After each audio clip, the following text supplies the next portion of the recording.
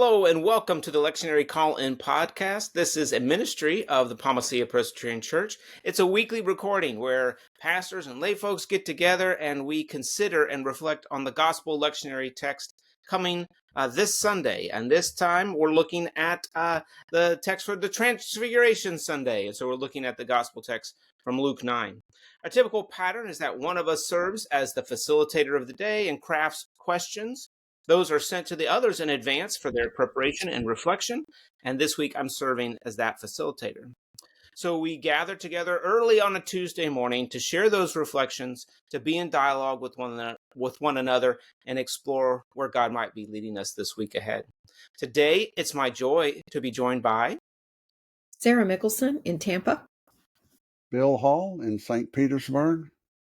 And I am John Ryder, one of the pastors at Palmacia Presbyterian Church, and I'm recording here in Valrico. We continue in year C, and this is, as I said, we're looking at Transfiguration Sunday as we move and shift from Epiphany, the season of Epiphany, into Lent. We're going to be discussing the Gospel of Luke. This is chapter 9, verses 28 through 36, and then the parenthetical part the lectionary gives us as well, 37 through 43a. It is the gospel reading for this coming Sunday, which is March 2nd. And since we're exploring and diving into holy things, we like to begin with the word of prayer. So let's pray together. Holy God, we're grateful for the gift of your word, grateful for the opportunity to study and to explore what you might be saying to us in the scriptures and what you might be continuing to say to us today. We're grateful for the gift of mystery and the ways that you continue to inspire and awe us, and the ways that you continue to be a healing force in this world. Lord, guide us in this time. In your name we pray. Amen. So here now from the Gospel of Luke. Now, about 8 days after these sayings, Jesus took with him Peter and John and James and went up on the mountain to pray. And while he was praying, the appearance of his face changed, and his clothes became as bright as a flash of lightning. Suddenly they saw two men, Moses and Elijah, talking to him. They appeared in glory and were speaking about his exodus, which he was about to fulfill in Jerusalem. Now Peter and his companions were weighed down with sleep, but as they awoke, they saw his glory and the two men who stood with him. And just as they were leaving him, Peter said to Jesus, "Master, it is good for us to be here. Let us set up 3 tents, one for you, one for Moses, and one for Elijah," not realizing what he was saying. While he was saying this, a cloud came and overshadowed them, and they were terrified as they entered the cloud. Then from the cloud came a voice that said, "This is my son, my chosen. Listen to him." When the voice had spoken, Jesus was found alone, and they kept silent, and in those days told no one any of the things they had seen. On the next day, when they had come down from the mountain, a great crowd met him. Just then, a man from the crowd shouted, "Teacher, I beg you to look at my son. He is my only child. Suddenly a spirit seizes him, and all at once he shrieks. It convulses him until he foams at the mouth. It mauls him and will scarcely leave him. I begged your disciples to cast it out, but they could not." Jesus answered, "You faithless and perverse generation, how much longer must I be with you and put up with you? Bring your son here." And while he was being brought forward, the demon dashed him to the ground in convulsions. But Jesus rebuked the unclean spirit, healed the boy, and gave him back to his father. And all were astounded at the greatness of God. This is the word of the Lord. Thanks be to God. So I mentioned earlier we have 3 questions. These have been sent out in advance. So the first question, and Sarah, I'm coming to you first. The first question is, this story of the Transfiguration also appears in the Gospel of Matthew and Mark, but Luke is the only one to capture what Moses and Jesus and Elijah were talking about. So what might be the significance of this content be? Sarah? Well, first I want to pick up on the possibility that Luke was probably a physician, or provided care in some capacity in that regard. And oftentimes I find people in that particular role are aware or looking for cause and effect. And so he might have noted that simply because in his mind, those two things were connected. The conversation being what was the conversation about. So I think I wonder about that. Let me say it that way. But this story also represents for me a bridge between so many contrasts and contrasting things. And I'll say up front, I think Jesus is the bridge. Heaven and earth, divine and human, the timeless, eternal and human time, faithful and faithless, awake and asleep, mountain and valley, life and death, and unfathomable, and the reality in which we live.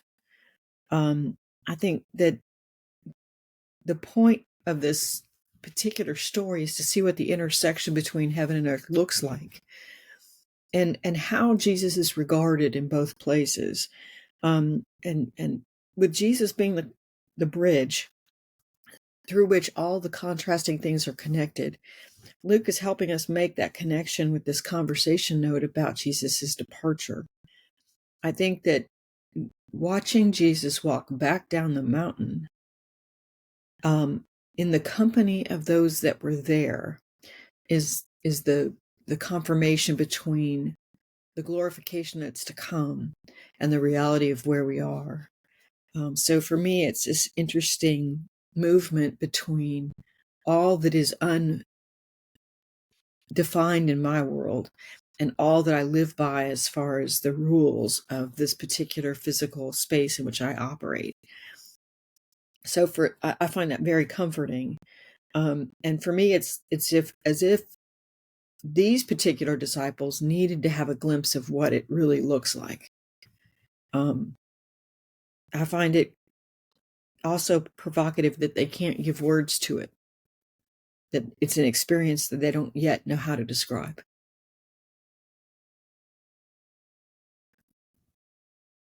Thank you, Sarah.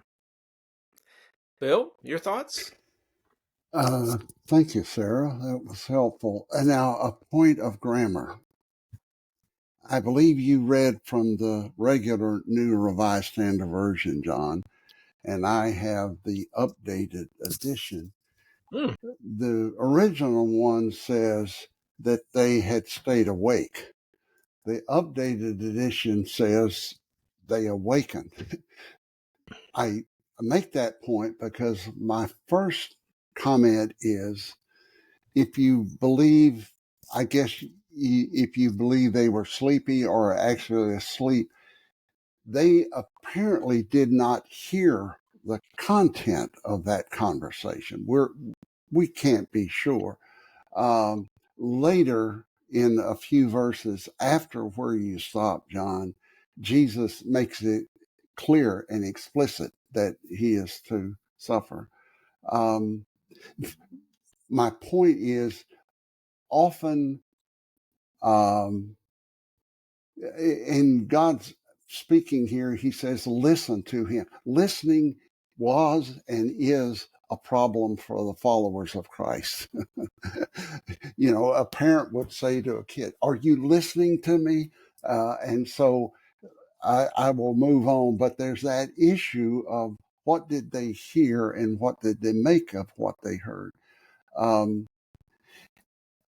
Since the narrative is sparse about the three-way conversation, which had to do with Jesus's departure, you read, John, the updated edition says Exodus. Apparently, it can be translated both ways.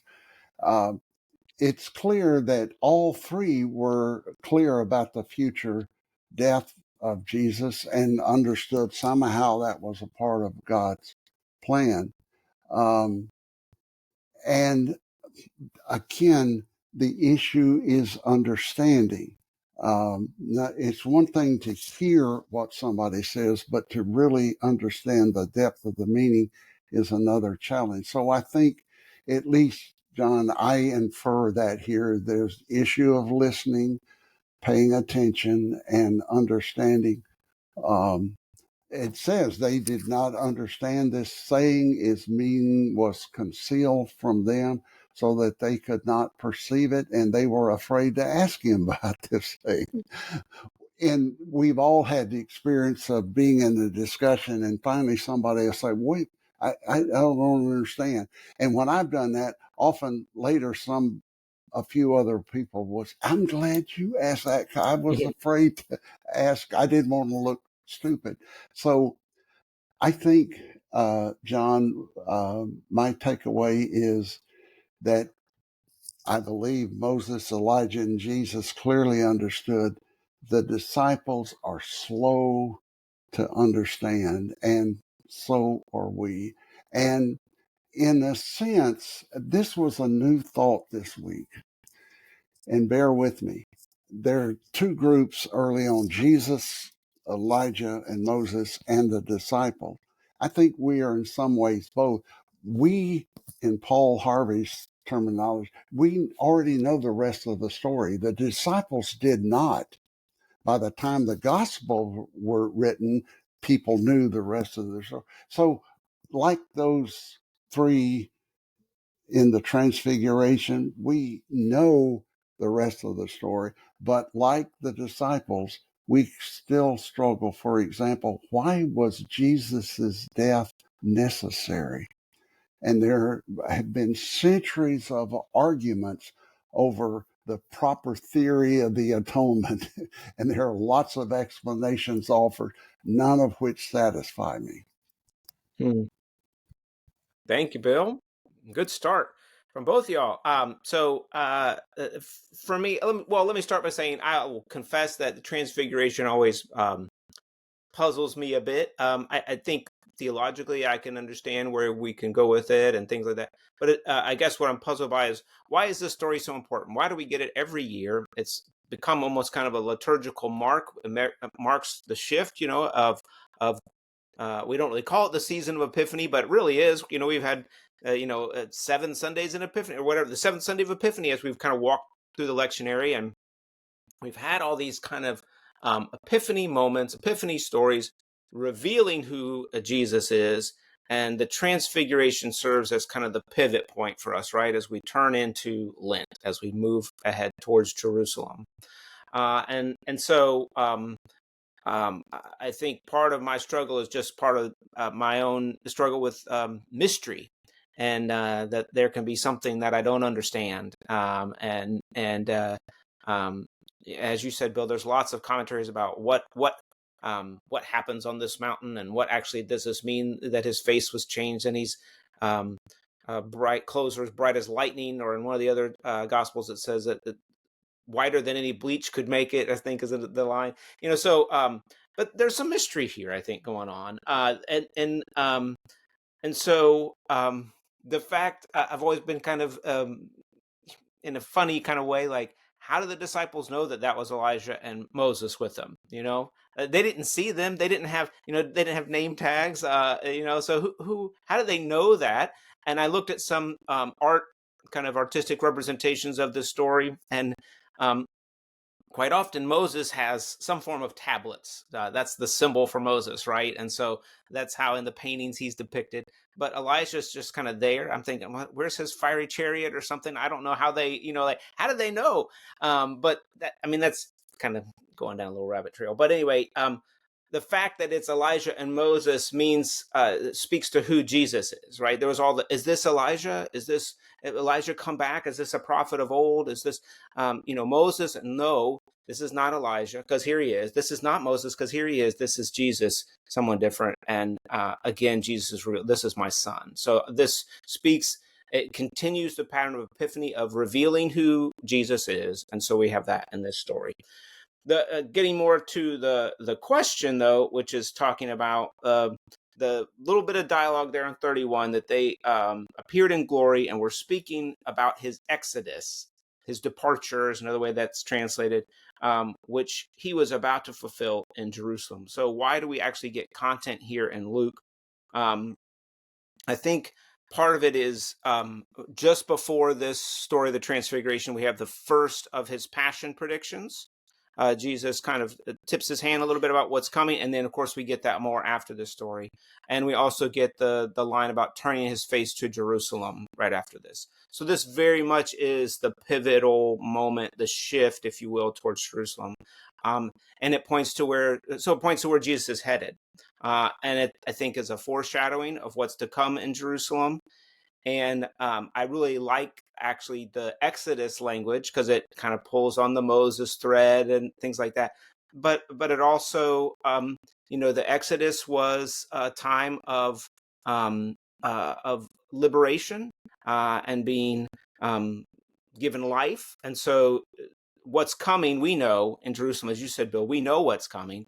It's going to be defeat. It's going to be death. That is apparent. But also we know that in Jesus' death and defeat, there's also life and liberty. And there's something that's coming that we, can't imagine, I guess, or the disciples couldn't imagine. And so it's that Exodus. There's life and freedom that come from this moment that's coming to Jerusalem. So that's kind of where I went with their conversation.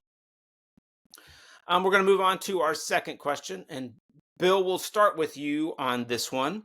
The second question is, Peter suggests setting up 3 separate tents for Jesus, Moses, and Elijah.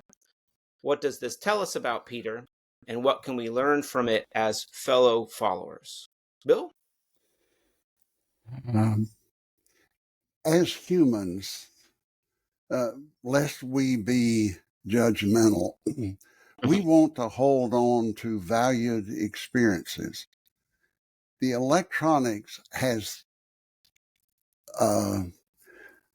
geometrically expanded our capacity to store memories, and I'm a part of it. When I close out this recording this morning and go back to my home screen, in about a minute, over and over again, pictures of our grandsons and family will cross the screen.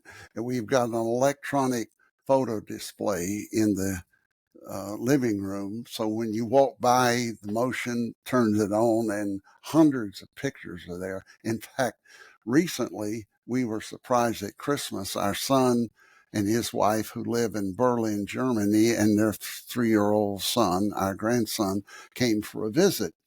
And as I say, he's 3 years old. A poignant moment occurred when Nora, the mother, our daughter-in-law, was standing in the kitchen and watching this photo frame. And I have every picture they've ever made, including the first one. Our grandson was less than an hour old and his mother's holding. She was transfixed. And she said with tears in her eyes, I haven't looked at his baby pictures in ages. And she stood there. I have them somewhat in the chronological order. You talk about transfiguration. She was so we need to be gentle here. That's a human tendency to want to hold on to valued memories, videos, scrapbooks, etc. And especially it can be nurturing and encouraging to experience high moments. On one of my backpacks, that time, not high school students as I did for about a dozen years out of Cedar Creek. This was a young adult backpack. They pressured me into leading it. And there was a morning I woke up early and climbed up to the top of a ridge, and it was slightly misty. And as far as I could see in all directions was native forest. And I still have a emotional videotape of that moment. And only fortunately the birds were around to hear me sing at the top of my lungs how great thou art. I'm glad there's not a video of that. Anyway, seriously, even now, that's a high moment for me to experience the majesty of God and the beauty of creation. And in the lectionary, the transfiguration is the bridge to Lent.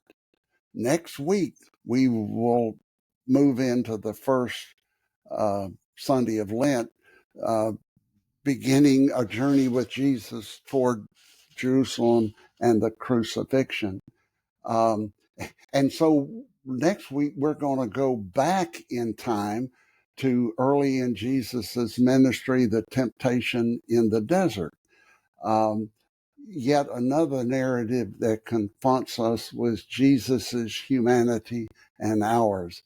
And I would put it this way: as followers of Jesus Christ, we are not to build a comfortable cabin at the top of a mountain, live in comfort, enjoying a beautiful view. I had to come down off that ridge and deal with the human beings I was trying to lead. Rather, as we follow Jesus, he will descend to the valley and continue his ministry of compassion, restoration, and healing. Thank you, Bill. I'll go next, and Sarah will let you have the third word on this one. I agree with you, Bill. I think it's easy for us to want to beat up on Peter, but I think it's also a faithful response in some ways. It's let's celebrate this moment, right? Let's commemorate what we are seeing. This is really, they're awestruck and inspired by what they're seeing, and I mean, the face of Jesus has changed. They're glowing white. They got Moses and Elijah there. Of course, what do we do with this? And so I think part of it is a desire to to to celebrate and capture that moment, like you suggested, Bill.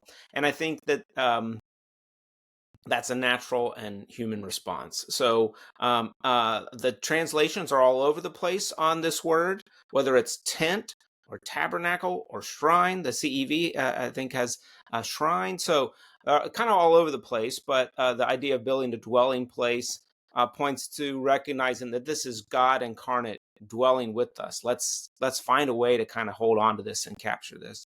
I think there is Bill, I loved your kind of language. If I had to go back down off that ridge and deal with the people that you were in charge of caring for. And so there is this element of wanting to stay on the mountain. I think many of us can remember mountaintop experiences, whether they were on a literal mountaintop or not, but kind of encounters with the thin places of our world where we are very close. Heaven and earth are very close. That language is used sometimes. Talk about those as being thin places, and for a lot of people, those are at special events and conference centers or camps that's been. And so whether it's actually on a mountain or it's just that experience that we have, we want to stay there. We want to dwell there. We don't want to go back to the real world. It might be a pilgrimage, whatever it is. Sometimes it's not just awe-inspiring and emotional, whatever it might be. It's life-changing sometimes for folks, and so we want to stay there. I think the temptation is, but we have to go back. And I think the connection of this healing story, at first glance they look dissimilar, and why are they included in the lectionary? I think the healing story that's included with it does point to that we're not supposed to just stay on the mountain the whole time. We have to go back down off the mountain and engage in the difficult work of loving even our enemies. In this case, it's not loving his enemies, it's a healing story. But that there's work to do. We can't just dwell on the mountain. So that we're going to get to that a little bit in our second question. But we're called to get back at it. So that's one thing. The second thing is I feel like Peter is just kind of impulsive. And there's this awkwardness of this moment of like, oh, what's going on? I've got to say something. Peter just has to talk, right? And so in his attempt to kind of awkwardly fill the space of that moment, Peter says, oh, we should do this, we should do that. And I love the fact that he's interrupted. He doesn't even get to finish saying it. It's like while he was speaking, this cloud rolls in. So he's interrupted. And then we have the voice of God in that cloud that responds and says, this is my son. Listen to him. And so for me, that voice is not only meant for Peter, but it's meant for us too. Don't fill the space with your chatter or even noise. Be silent, be quiet. Listen to the voice of Jesus, not all the other voices in your life that can muddy the waters and lead you astray. And so the question, it pushes me to say, okay, what voices are you listening to, John? What are you listening to the voice of Jesus? Or are you listening to the voice of yourself, other things around you? Those are the two kind of directions I went with: the desire to stay on the mountain, and then what voices am I listening to? Sarah. Sorry, I had to unmute. That's okay. In the workingpreacher.org website this week, they show, or there is an opportunity to read the 2016 writing of Claudio, and I'm going to butcher the last name, I apologize, Carvalhes, and he connects this transfiguration story to the Festival of the Booths. And the Festival of the Booths was a time where the Jewish population in the community would celebrate the protective nature of God's hand on them as they moved through the wilderness. And I thought about that and how Moses and Elijah represent the law and the prophets, and that those elements also protect the people in times of turbulence. And it seemed quite relevant to what's happening for us in these times. And I thought that's an interesting moment, that we want to celebrate how we've been protected, how God has done a good thing for us as we have made the effort to travel to or toward him. So I thought that was really an interesting, I guess, way of speaking of Peter's conversation about let's build tabernacles or shrines or booths to celebrate this particular moment. Because I think even he recognizes that those are profound and have been powerful in the lives of the people. That being said, I think that the underlying perspective is Jesus came to love and serve. And so these two stories are hinged in the scripture that we have today based on that action and that leadership style. So for me, I also think it's very human to try to capture the moment. And my mother was wonderful at taking photographs of everything. And I grew up not needing to take photographs of anything. And so she scolded me so harshly for traveling all the way to Edinburgh and not taking a camera. I had to go for work. I went over there to do a practicum associated to my theater degree. And so I got to go to the International Theater Festival, which is a 3-week event that happens in Edinburgh, Scotland each year. And it's a magnificent theater conference. Theater happens 24 hours a day for the full 3 weeks, including the tableau and the tattoo that take place at the castle. No camera. I got nothing. I got no images. I got nothing. And I look back and wish that I had taken a camera. However, but at the moment, I thought I'll miss what's happening because I'm so focused on capturing it. So I think there's this tension that we have between wanting to capture the moment and freeze it, and wanting to absorb the situation with our full presence and our full awareness. So I'm thinking about that too in this conversation when God interrupts and overshadows the mountaintop. And I went to Klingman's Dome in an effort to see the full view of what's available at the height of the Smoky Mountains. And I took my son with me when he was little, and he was happy to go because you couldn't see anything. So he didn't have the, I would call it, interrupting fear of heights that he would normally have had. So we get up to the top and we can see nothing because there's a cloud overshadowing the entire mountain.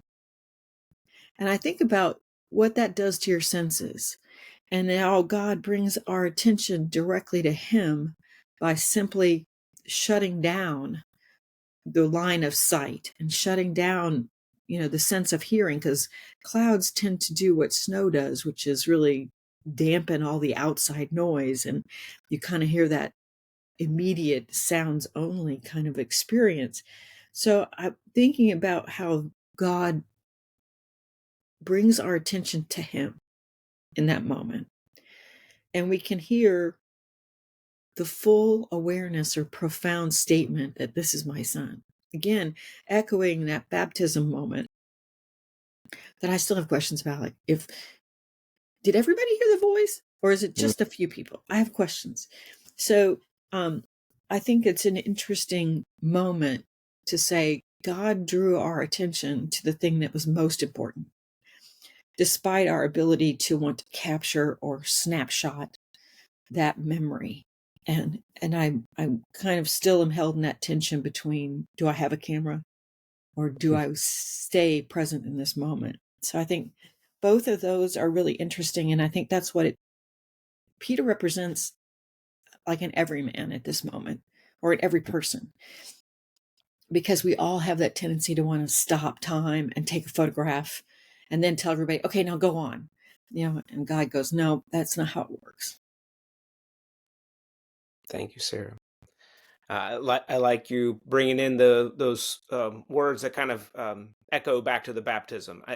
There's lots of kind of echo moments in this passage, I think, that both echo back and echo forward, if you will. I mean, there's lots of kind of symbolism and imagery that we see in the resurrection in the Garden of Gethsemane of falling asleep, and we've got all these pieces that point backwards too. So it's a really rich piece of scripture in terms of its imagery, for sure. And I can't remember which commentary it was now, but in my preparation for this, but one of them said the baptism, the voice, and you lifted up the fact that who is this voice actually speaking to? It suggested that the baptism was for Jesus in terms of identity. This is who you are, kind of a thing, and that the transfiguration is for us. This is who Jesus is, and these kind of identity markers. But rich text. And I appreciate both of you and your comments there. We're going to move on to our third and final question. Our third and final question is, in the Gospel of Luke, the transfiguration moment is immediately followed by this healing story, which the lectionary scholars have suggested including in this pericope, in this blocking of passage. How do these stories shape and inform each other? Why are they paired together? And how do they speak to overall themes found in Luke? I'll start with this one, and then we'll go to Sarah, and Bill, you can wrap us up. So this one, when I first read this, and I will say that the healing story is in kind of like a parenthetical lifting up for the lectionary scholars. So I guess, you could say I'm just going to do the transfiguration story. But so my first thought was, why do we have the story? This doesn't seem to fit here as we think about transfiguration. But the more I read it and kind of pondered that, it absolutely does. And I think if I were to be preaching this Sunday, I would be inclined to include it in the gospel reading. As I was saying in my response to the second question, I think there is something about this movement from the mountain to the valley, that we are called not to just stay in the moment of the holy, or to stay in the moment of what's awe-inspiring, or to stay where we're having this mountaintop experience, but we're called to get back to that very difficult work of loving. The last 2 weeks we've had simple but very difficult instructions from Jesus on the Sermon on the Plain, of loving our enemies, of turning the other cheek. I mean, that's really hard work. And so I think we can't just stay on the mountain. We have to do the hard work. In this story, it's a healing. And at the end of the passage, it says that they were astounded. So I think both the moment on the mountaintop and the healing speak to the greatness of God. So we have both, in both stories, if you will, the greatness of God, the majesty of Jesus is being lifted up. I think the line regarding the disciples, as the man's telling you, I asked your disciples to do it, but they couldn't get it right, and so it captures, I think, that the disciples didn't graduate on the mountain. Their training is not done, so to speak.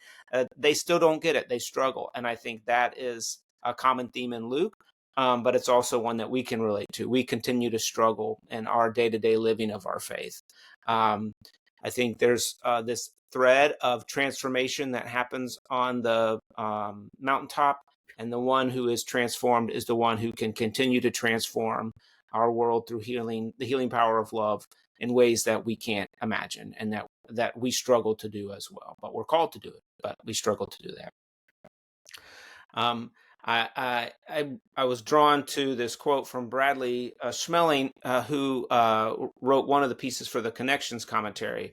And he says, "Can we truly understand the mystery of Christ's presence in our lives without engaging the work of healing and justice? Conversely, can we be sustained in our mission to be agents of liberation without being captured by the cloud of glory? Holding fast to this tensive relationship between mountain and valley allows us to be both restored and filled with renewed power." So I think he's onto something there in terms of this relationship that both are needed in our life of discipleship. So I will go to Sarah. David Lose's commentary on this passage from February 1st of 2016.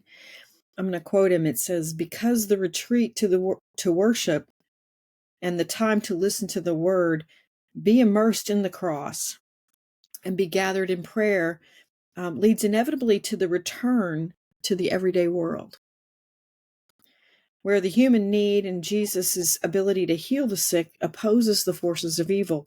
If worship is a retreat, in other words, it's not a retreat from the world, but a retreat in order to come back to the world in love and mercy and grace." And it reminded me, one of the places that I have found retreat, and I should say when I have found a transfiguration opportunity to bear witness, was in Montreat, North Carolina, near Black Rock Mountain. It's a Presbyterian location where we do a lot of conferences. It's a conference center.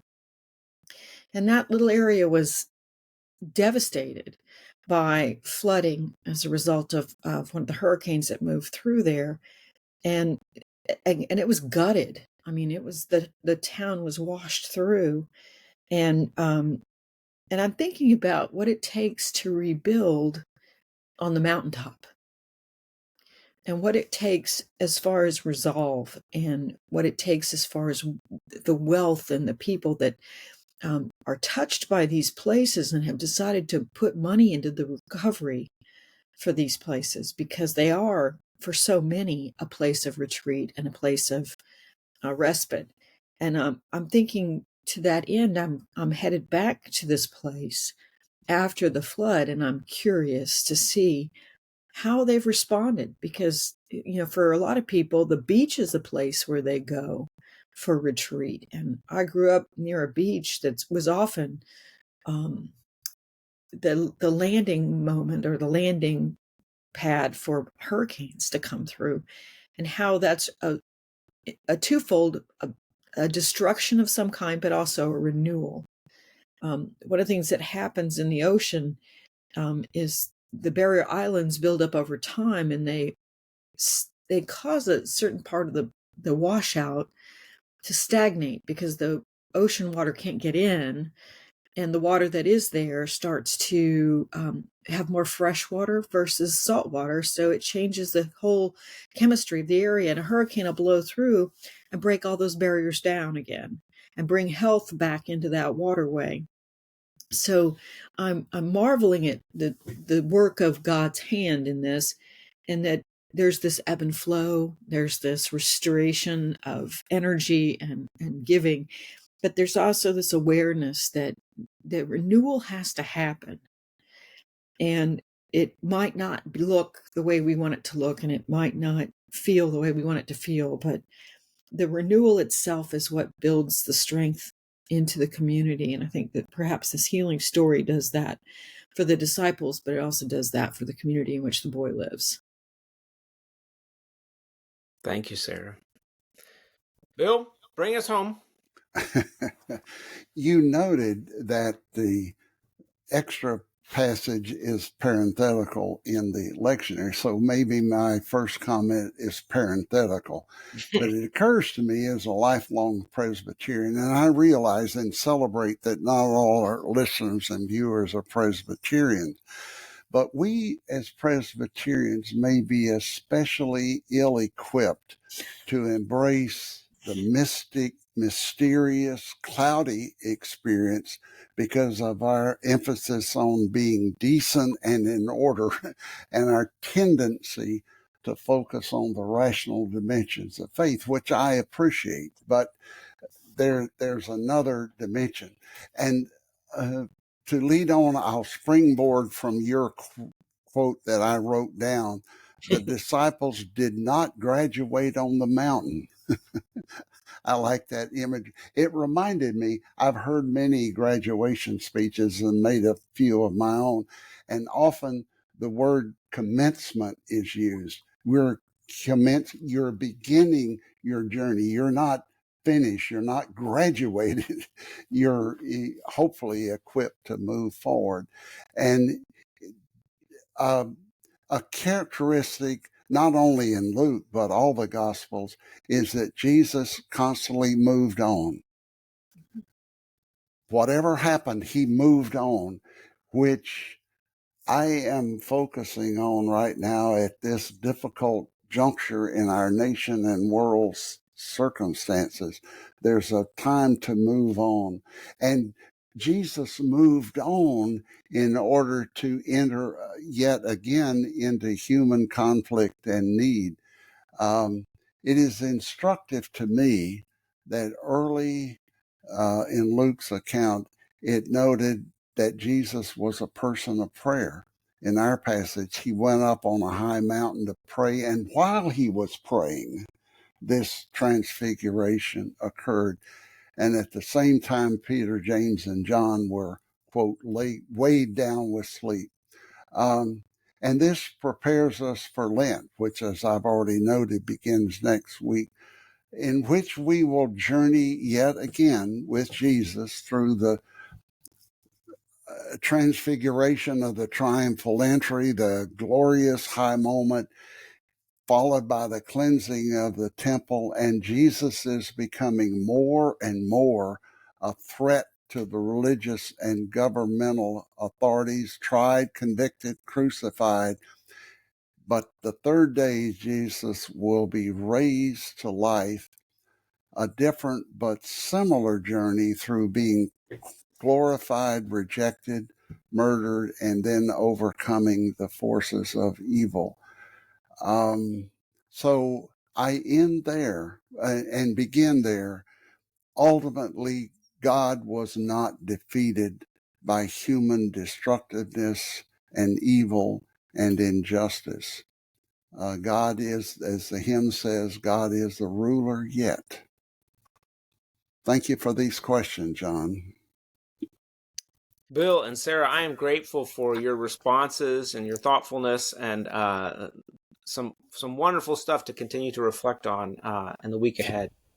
Listeners, we hope that these questions and our responses may spur in you a desire to dive deeper into what God might be saying to you in this text. If you have any questions or you'd like to share with us your thoughts, you can reach us at lectionarycallin@palmacia.org. That email address will also be on our outro screen if you are watching this on a video. We also invite you to visit the website palmacia.org, where you can learn more about the mission and ministry of Palmacia Presbyterian Church. And as we turn to Lent, we've got a lot of stuff going on, and so I flag that for you if you're interested in learning more about Ash Wednesday services and what additional things happen in Lent in the life of the church, to check out the calendar there on the website. I'd also like to call your attention to our sister podcast, A First Look at the Lectionary, which is recorded on Monday morning each week and offers a quick first impression without any real research and commentaries and things like that. It's just a quick first glance at the Gospel Lectionary text for this coming Sunday. So you can find that where you find your podcast, as well as our website. But again, we thank you so much for joining us. and pray that your day might be filled with joy and peace. Take care and God bless.